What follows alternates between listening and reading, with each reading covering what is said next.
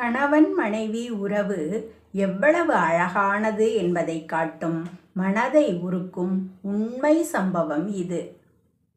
இந்த கதையில் ஒரு கணவன் தனது மனைவியின் ஆசையை நிறைவேற்ற பெரிய தியாகம் செய்கிறான்.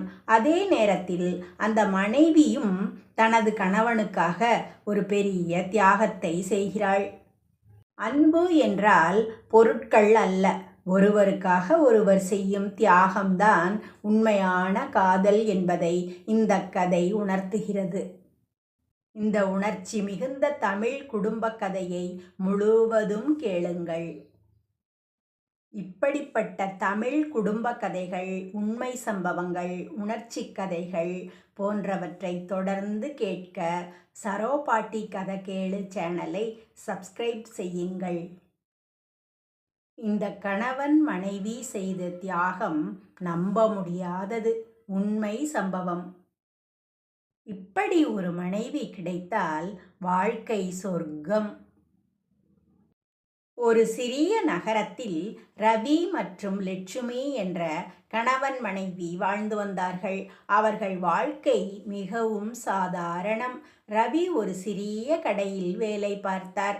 சம்பளம் குறைவாக இருந்தாலும் இருவரும் மகிழ்ச்சியாக வாழ்ந்தார்கள்.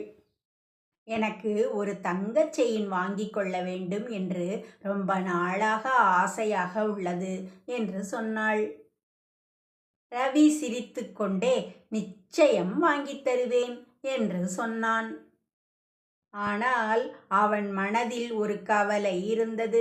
அவனுடைய சம்பளம் அந்த ஆசையை நிறைவேற்ற போதாது. ஒரு நாள் லட்சுமி தன் முடியை மிகவும் அழகாக சீவிக்கொண்டு கண்ணாடியில் பார்த்து கொண்டிருந்தாள். அவளுக்கு அந்த நீளமான முடி மிகவும் பிடிக்கும். அந்த நேரத்தில் ரவி அவளை பார்த்து கொண்டிருந்தான். அவனுடைய மனதில் ஒரு தீர்மானம் உருவானது.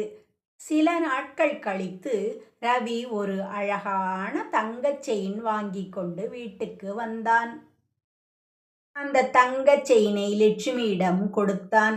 அதை பார்த்த லட்சுமி மிகவும் ஆச்சரியப்பட்டாள். இவ்வளவு பணம் எங்கிருந்து வந்தது என்று கேட்டாள். ரவி சிரித்து கொண்டு மெதுவாக சொன்னான், நான் எனக்கு மிகவும் பிடித்த மோட்டார் சைக்கிளை விற்று இந்த செயினை வாங்கி வந்தேன் என்று சொன்னான். அதை கேட்ட லட்சுமியின் கண்களில் கண்ணீர் வந்தது. அவள் மெதுவாக ஒரு பெட்டியை எடுத்து கொண்டு வந்து ரவியிடம் கொடுத்தாள். அதை திறந்து பார்த்த ரவி அதிர்ச்சி அடைந்தான். அதற்குள் ஒரு புதிய மோட்டார் சைக்கிள் ஹெல்மெட் இருந்தது. ரவி ஆச்சரியமாக கேட்டான், இது எப்படி என்று கேட்டான். லட்சுமி மெதுவாக சொன்னாள், நான் என் நீளமான முடியை வெட்டி விற்று இந்த ஹெல்மெட்டை வாங்கினேன், உனக்கு பாதுகாப்பாக இருக்க வேண்டும் என்பதற்காக என்று சொன்னாள். அந்த நேரத்தில் இருவரும் ஒருவரை ஒருவர் பார்த்து கொண்டு நின்றார்கள்.